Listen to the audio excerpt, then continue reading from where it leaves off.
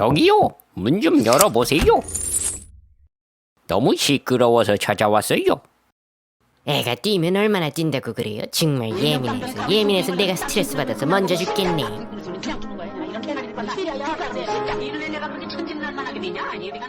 층간소음은 정말 참기 힘듭니다. 심각한 사회 문제로까지 대두되며 층간소음으로 인한 살인사건까지 발생하기도 합니다. 층간소음이 참기 힘든 이유는 층간소음이 저음이기 때문입니다. 입자는 틈을 지나갈 때 직선으로 지나가지만 파동은 일정 범위까지 돌아서 갈 수 있는데 이를 회절이라 합니다. 벽에 잘 흡수되고 반사되어 직진 운동을 하는 고음과 달리 회절이 일어나기 쉬운 저음은 집의 벽을 따라 진동 형태로 잘 전달됩니다.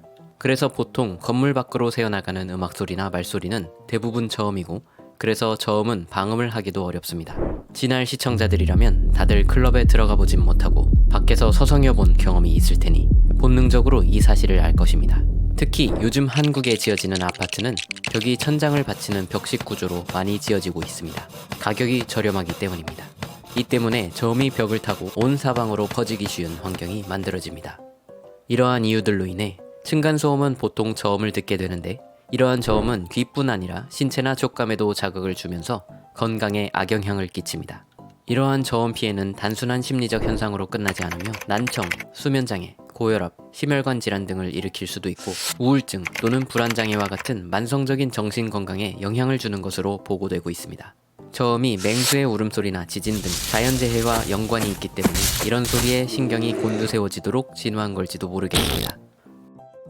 왜 우리는 층간소음을 무시하고 살 수는 없을까요? 그건 칵테일 파티 효과 때문입니다. 우리가 시끄러운 곳에서 상대방의 말소리를 잘 듣거나 특정 소리를 골라 들을 수 있는 건 바로 이 효과 때문이죠. 우리의 뇌는 가만히 있을 때도 시각, 청각, 촉각 정보 등 엄청난 양의 정보를 받아들이게 되는데, 뇌는 이 중에서 의식적으로 나와 연관이 가장 깊은 중요한 정보에만 집중하려고 합니다. 야, 저기 네 남친 간다. 그렇지 않으면 우리는 정보의 바닷속에서 익사할 것입니다. 이렇게 뇌는 들어야 할 소리와 아닌 소리를 선택하고 있기 때문에 자다가도 자신의 이름이 불리면 금방 알아채는 경우가 있는 반면, 다른 일에 집중하느라 주변에 큰 소리가 나도 모르는 경우가 있는 것입니다. 층간소음 피해자는 층간소음이 자신에게 부정적 영향을 끼치는 소리로 인식하기 시작하면 어떤 일을 하다가도 층간소음이 들려오면 그 소리에 집중하게 되는 것입니다. 층간소음의 또 다른 악랄함은 그 소리를 자신이 통제할 수 없고 소리가 불규칙적이라는 데 있습니다. 시험을 볼 때 다리 덜덜맨이나 볼펜 딸깍이 같은 빌런에게 테러를 당해본 적이 있을 것입니다. 그런데 이런 빌런들이 내는 소음은 정작 본인에겐 별로 타격이 없습니다. 우리 뇌는 자기 자신의 행동과 남의 행동을 구분하는 능력이 있고, 뇌는 자신이 낸 소리를 판단해서 알아서 걸러듣기 때문입니다. 다른 사람의 방귀는 지독한데 내 방귀 냄새는 참을 만한 것도 이런 이유에서입니다. 만약 이 능력에 장애가 생긴다면 스스로 말하고 있어도 타인의 목소리를 들었다고 착각하기도 합니다. 또 빌런들은 자신이 원하면 언제든지 그 행동을 그만둘 수 있습니다. 사람들은 스트레스를 받는 상황에서도 그 상황을 통제할 수 있다고 생각하면 스트레스를 덜 받는다는 연구 결과도 있죠.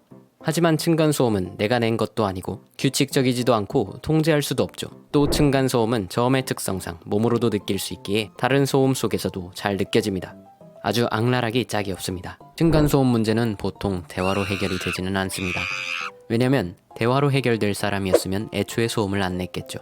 인터넷에 다양한 해결 방법이 제시되고 있는데 근본적 해결 방법은 결코 아닙니다.